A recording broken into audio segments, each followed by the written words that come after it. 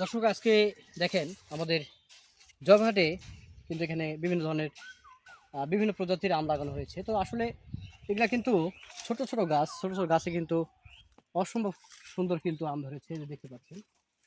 তো আমি কিন্তু জয়ঘাটের কৃষি আপডেটটা আপনাদের মাঝে একটু দেওয়ার চেষ্টা করি। এই যে দেখেন অনেক সুন্দর আম ধরেছে, অথচ গাছটা কিন্তু ছোট্ট একটা গাছ, আর ছোট্ট একটা গাছে কিন্তু অসংখ্য অসংখ্য আম ধরেছে। আর যদি দেখায়, এই যে দেখেন গাছের গোড়ালিতেও কিন্তু আম ধরেছে দেখেন।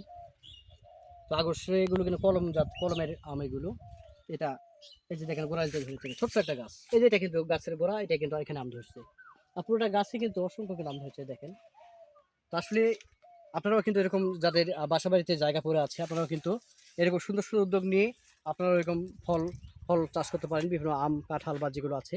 তাহলে একটা জিনিস আপনি বুঝতে পারবেন যে আসলে আমরা বাজার থেকে যে ফল কিনে খাই, আম কলা বা ইত্যাদি যে ফলটা কিনে খাই, এগুলো কিন্তু আসলে ফরমালিন ফরমালিন যুক্ত কিন্তু এগুলো কিন্তু আমরা ফলটা কিনে খাই। আর আসলে আমরা যদি বাসা বাড়িতে এরকম বিভিন্ন ফল যদি লাগাতে পারি, তাহলে কিন্তু আমরা ফরমালিন মুক্ত একটা ফল কিন্তু আমরা খেতে পারবো। আর আসলে আমরা যে ফরমালিন মুক্ত যদি একটা ফল খাই, তাহলে কিন্তু আসলে আমাদের যে রোগ প্রতিরোধ ক্ষমতা বাড়বে এবং আমাদের কিন্তু আরো শরীরটা ভালো থাকবে।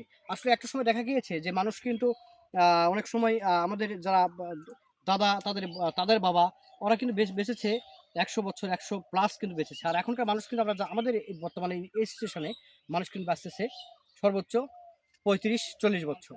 কারণ আমরা ফরমালিন খেয়ে খেয়ে আমাদের কিন্তু শরীরের অবস্থা শেষ।